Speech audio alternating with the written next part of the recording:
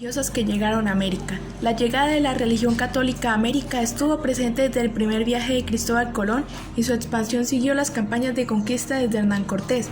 La inclusión de los españoles al territorio americano no fue solo una conquista militar, también fue una conquista espiritual.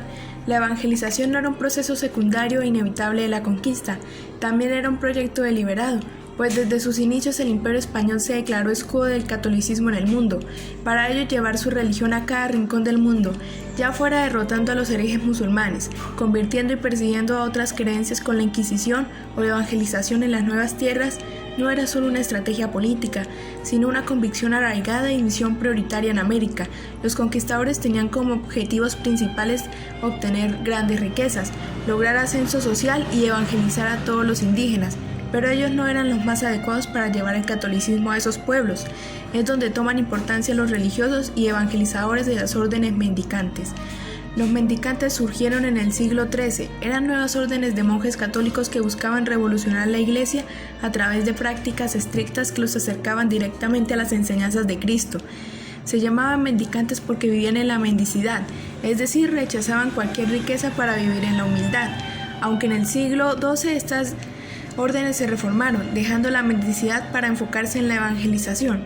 Así que el descubrimiento de América representó una gran oportunidad para su misión evangelizadora.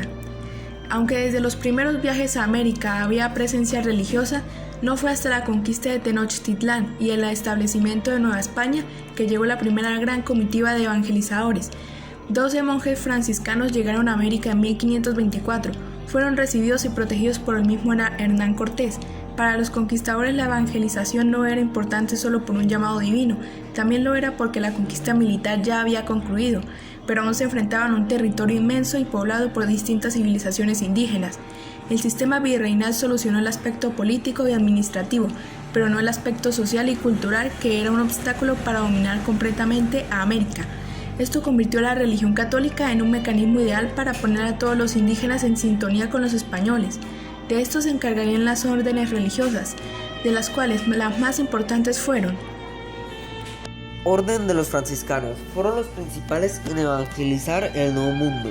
Tuvieron una clara vinculación con los descubrimientos antillanos en 1505, estableciendo en España la provincia de Santa Cruz, de los indios occidentales. La expansión de la conquista requería una nueva misión, que al igual que los conquistadores dejara España para pasar a la tierra firme y posteriormente a una nueva España. Pedro de Gante y otros 2 franciscanos constituyeron el núcleo evangélico de la conquista mexicana en 1524. Desembarcaron entre 12 apóstoles dirigidos por Fray Martín de Valencia. La orden franciscana fue una de las más numerosas de las que pasaron a América, y en 1527 contaba con varias provincias en Indias, Antillana, México, Guatemala y Perú. Fue la única orden en organizar un comisionario en 1789. Los franciscanos tenían en América y Filipinas 241 conventos, 163 reducciones misionarias y con casi 4.206 religiosos. Orden de los dominicos. Fueron la segunda orden mendicante en pasar al Nuevo Mundo. Su influencia fue relativamente mayor que el 30% de los obispos nombrados en América hasta la segunda década del siglo XV, en 1509, 15 años después de que los franciscanos llegaron a la Española. Los primeros 15 dominicos, encabezados por Fray Pedro, integrantes de la orden americana, debían respetar la observación más estricta de acuerdo a la reforma impuesta a los conventos en la península. Sin embargo, el rigor de los dominicos chocó con la costumbre de los colones. En el incidente protagonizado por Fray Antón en 1511, se dio la resistencia de los encomenderos a la denuncia de los frailes, especialmente sensibles en algunas materias como las relaciones.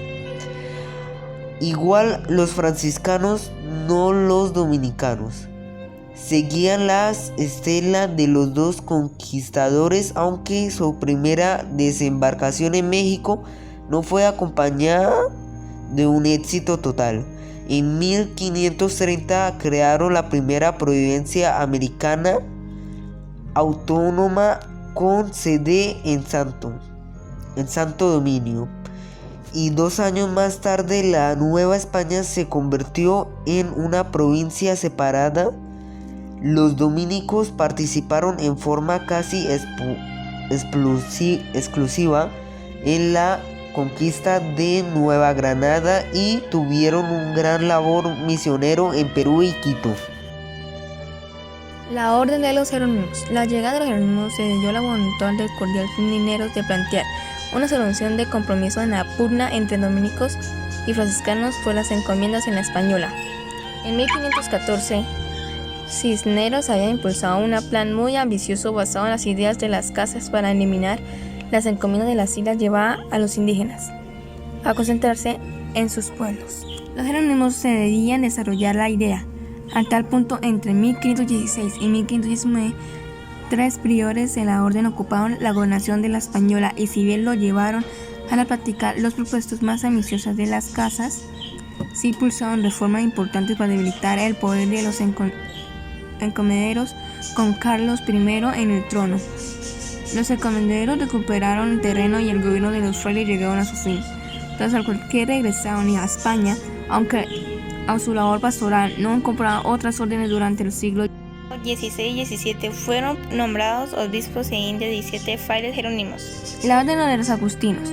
Su labor estuvo marcada por la construcción de templos esplendorosos que expresaron el mestizaje entre la cultura europea y la indígena. En 1533 llegó a México un grupo de 7 monjes agustinos que desarrolló su labor misional en las zonas no ocupadas por otras órdenes. A partir de esa fecha, los agustinos desarrollaron una importante labor misionera en el Nuevo Mundo y en Filipinas. El virrey Mendoza los llevó de nuevo a España y a Perú, y fue entonces cuando la orden alcanzó su máximo esplendor. Orden de los jesuitas. La fecha de la fundación de los jesuitas y el hecho de que España solo las órdenes mediante hubiesen sido autorizadas de pasar a India explica su tarea aparecía en América. De hecho, los jesuitas llegaban a Brasil 20 años antes a la América española. Cuando la corona portuguesa les encomendó la evangelización de sus colonias americanas, durante un tiempo tanto el Vaticano como la corona española se negaron a los que jesuitas fuesen a las colonias españolas. Un pedido en ese sentido, en 1538, fue denegado por el Papa y el Consejo de India rechazó en 1555 y 1558 la solicitud de 2 virreyes del Perú de incluir jesuitas en el cerquizo.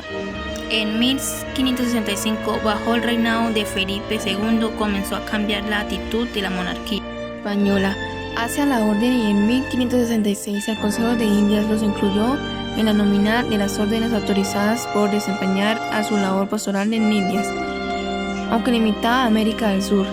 Desde Lima, los jesuitas se expandieron también por Chile, Tucumán y Paraguay. Finalmente, en 1561, Felipe II accedió a que se acercaran en México, donde llegaba un año siguiente. Su preparación, especialmente en el estudio de lenguas indígenas, les facilitó el desarrollo de su labor misionera en todo el continente. Alcanzó su máximo esplendor en su famosa deducción, también conocidas como misiones.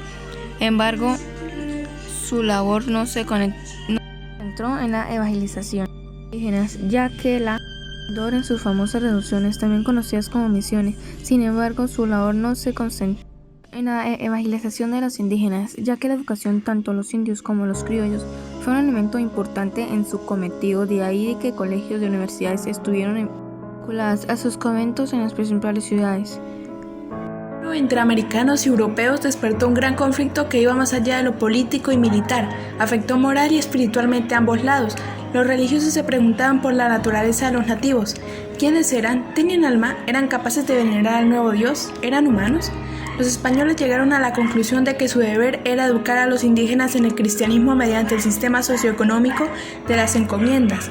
En teoría, el encomendero debía garantizar seguridad, educación y sustento a sus indígenas, pero en la realidad era una institución abusiva y de explotación. Los sacerdotes e intelectuales, al darse cuenta de que este sistema no cumplía su misión evangelizadora, alzaron la voz. El más importante de estos fue Bartolomeo de las Casas, mientras muchos otros pensadores como Erasmo de Róterdam, Tomás Moro y Francisco de Vitoria escribieron sobre la crueldad de los conquistadores. Esto dio lugar a un gran debate sobre la colonización de América y el trato hacia los indígenas.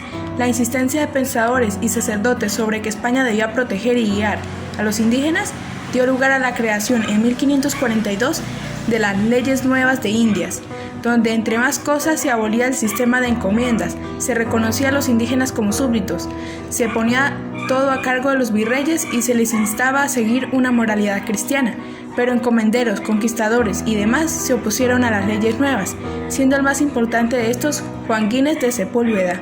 Esto ocasionó que en 1546 se cancelaran las leyes nuevas y se convocara a Sepúlveda y a de las Casas a debatir sobre la naturaleza de los indígenas. A este debate filosófico se le llama la polémica de los naturales. En 1550 ambos intelectuales se enfrentaron en la Junta de Valladolid. Sepúlveda decía que los naturales eran humanos inferiores que solo existían para servirles, y de las Casas argumentaba que los naturales eran civilizaciones primitivas, pero poseían todo el potencial de la humanidad, al igual que los españoles. El debate se extendió todo un año, pero al final el argumento de Bartolomeo salió triunfador en la conciencia del público, y las leyes nuevas volvieron a estar en vigencia. Pero aunque de las Casas ganó intelectualmente, la visión de Sepúlveda estaba más arraigada a la población. Ya no había encomiendas, pero el nuevo sistema de labor que se puso en vigencia desde 1560 les daba todo el poder a los españoles. Por otro lado, las órdenes religiosas intentaban evangelizar un pueblo extraño, ajeno a Europa. Fueron a América construyendo iglesias y creando comunidades. Comenzaron en Nueva España y avanzaron hacia América del Sur. Al ser la barrera del lenguaje la más importante para la evangelización, los sacerdotes se dieron la tarea de aprender su idioma. Esto los llevó a convivir más con los indígenas, aprender sus costumbres y comprender su visión del mundo. Frailes como Pedro de Gante y Bernardino de Sahagún estudiaron a los indígenas, se interesaron por sus culturas y se esforzaron por transmitirlas al resto del mundo. A estos frailes se les debe mucho del conocimiento actual sobre los indígenas, pues ellos registraron sus lenguas, historias y versión de los hechos. Por ejemplo, en el Códice Florentino, un documento donde con las técnicas aztecas se relata la situación de la conquista y de Nueva España, que luego se mandó a Europa para conocimiento del Papa. En 1523 y 1530 la evangelización se dio de manera lenta y violenta. Los indígenas se resistían a la nueva religión, entre más razones porque los sacerdotes quemaban sus templos, imágenes y todo lo que consideraban sagrado. A partir de 1535 la evangelización fue más fácil, ya que el control militar y político de los europeos se fortaleció y porque las órdenes mendicantes cambiaron sus métodos. Comenzaron a usar el sincretismo, es decir, tomaban las creencias locales y las otorgaban un sentido cristiano para que fueran más fáciles de asimilar. Para facilitar más la evangelización, las órdenes transmitieron los sacramentos en lenguas nativas, pero conservando los términos teológicos en español para enseñar el castellano a los indígenas de paso a paso. De esta manera, y con la integración de templos, más órdenes religiosas, textos, obras de teatro, imágenes y demás, de poco a poco la Iglesia Católica logró evangelizar a la América española.